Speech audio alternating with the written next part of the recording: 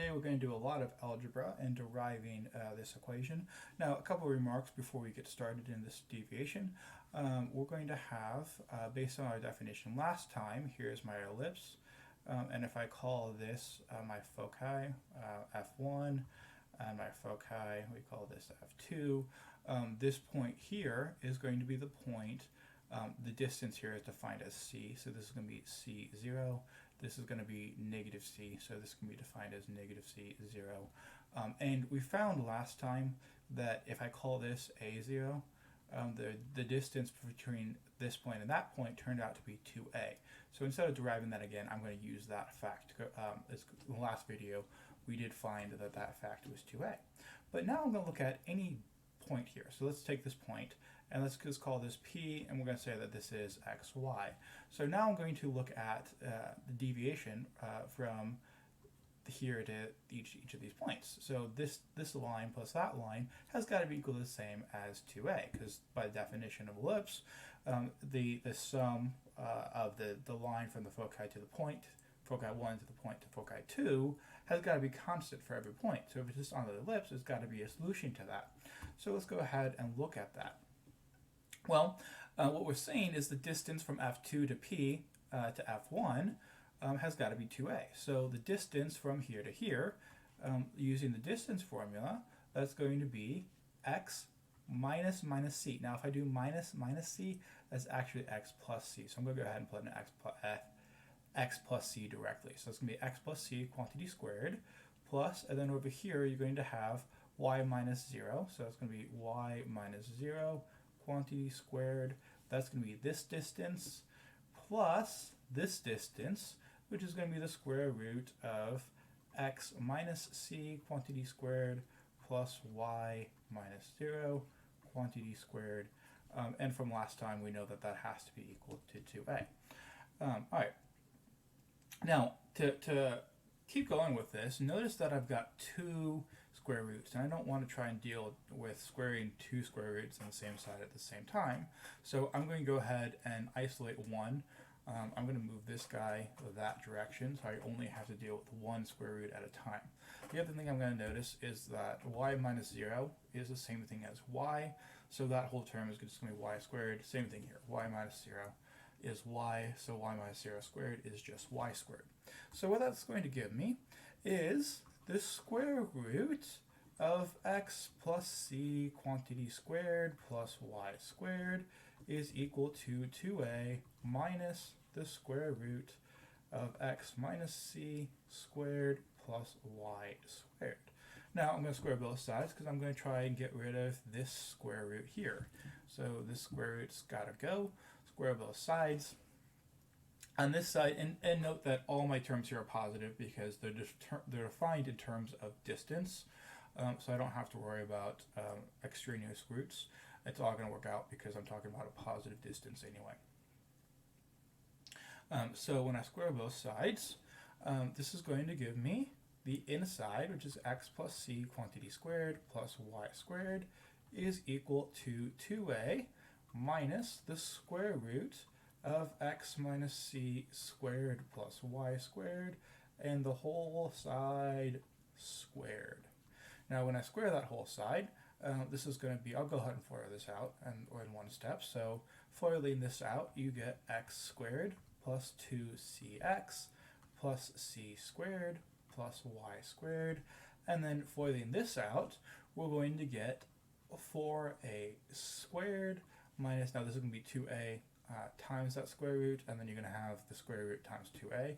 So it's going to be minus 4a square root x minus c quantity squared plus y squared, and then the square root term squared, which is going to be the term itself. So you're going to have plus x minus c squared plus y squared.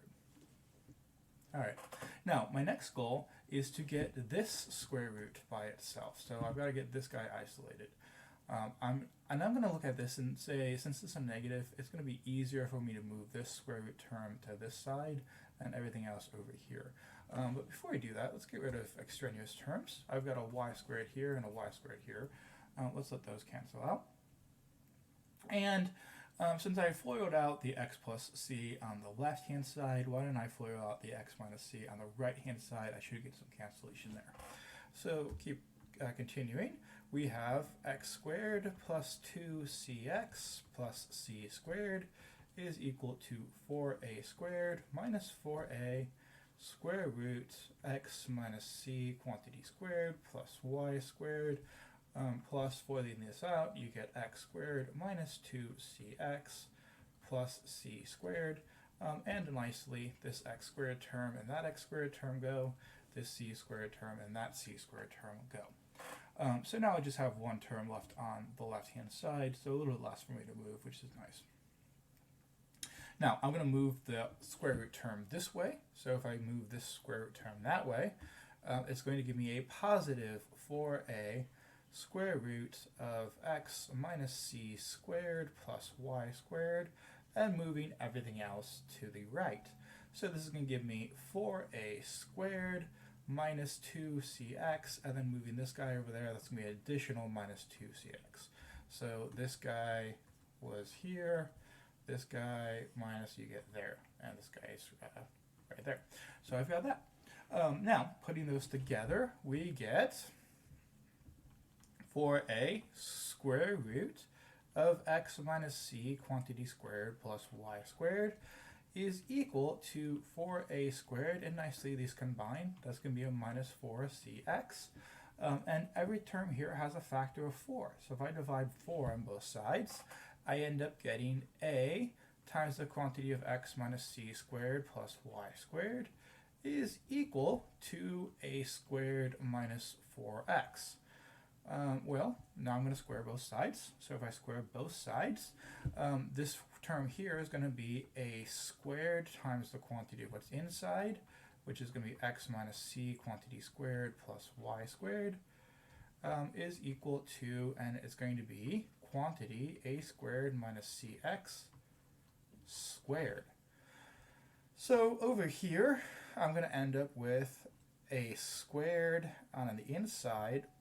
Foiling this out, this is x minus c, so I'm going to get x squared minus 2cx plus c squared plus y squared. And on this side, we're going to get a to the fourth minus 2a squared c x. Multiplying those together, you can get a squared cx, but there's going to be two of them, so 2a squared cx, and then the last term squared, that's going to be plus c squared x squared. We're getting closer, but let's go ahead and distribute this a squared out. So you're going to need to get a squared x squared minus 2a squared cx plus a squared c squared plus a squared y squared is equal to 4a minus 2a squared cx plus c squared x squared. I'm going to move down so that we can see a little bit, and continuing from here, notice that nicely we have this minus 2a squared cx term right there, and over here I've got this 2, this should be a c, 2a squared cx term right there. That's going to cancel out. Now, what I want to do is I want to write any term that has an x squared or a y squared on one side, and I want any term that does not have an x squared or y squared on the other side. So the terms that have an x squared is going to be here, here, and here. And the terms that don't have that are going to be here and here. So I'm going to write all the blue terms on the left and all the green terms on the right. And I'm going to keep my x's together, so I'm going to go ahead and subtract that c squared over. And what that's going to do is that's going to give me a squared x squared minus c squared x squared plus a squared y squared, because that helps me keep my x squared terms together. And that is going to equal a to the fourth minus a squared c squared minus, because I'm taking that the term on the left, I'm pushing it to the right. Okay, so here what we have is factoring out an x squared would give me an a squared minus c squared times x squared plus a squared y squared. And factoring out an a squared is going to give me an a squared times a squared minus c squared. But if you recall, looking at this diagram of what we had of the ellipse where we built last time, is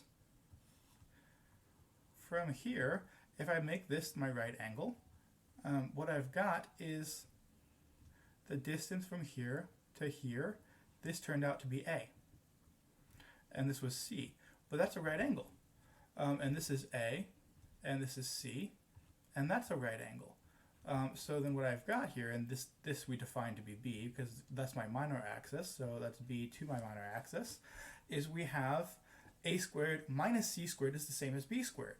So that identity, A squared minus C squared is equal to B squared. That's what relates them all together because of the Pythagorean identity, or the distance, which is a right angle built right in there. Another way that you might be a little more used to seeing it is A squared is equal to B squared plus C squared.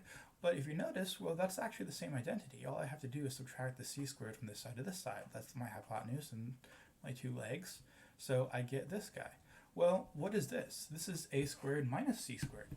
That's just B squared. Using this identity right there, this is B squared. So B squared x squared plus A squared y squared is equal to A squared, and there's that identity again. A squared minus B squared, right there, that's the same as B squared. Now, I'm going to set this equal to 1, so if I divide this by A squared B squared everywhere, that means I'm going to divide this term by A squared B squared, so that's going to give me B squared x squared, divide by A squared B squared, plus I'm going to divide this term by A squared B squared, that's going to be A squared y squared, divide by A squared B squared, is equal to A squared B squared divided by A squared B squared, dividing everywhere. Well, this is going to cancel. That's going to give me x squared over A, plus, and this is going to cancel. That's going to give me y squared over B squared, it should be squared, is equal to 1. And this is the general form of an ellipse. All right, so there's a lot of algebra right there. Remember the general form of the ellipse. Now, we actually do have two versions. Notice that this one here, I defined my major axis to be my horizontal axis. So alternatively, I could say that this is y squared over A squared plus x squared over B squared is equal to 1. And what that is going to do is that's going to make my horizontal axis, or my minor axis, and my vertical axis would be my major axis. But A is always the distance to the major vertice. B is always the distance to the minor vertice.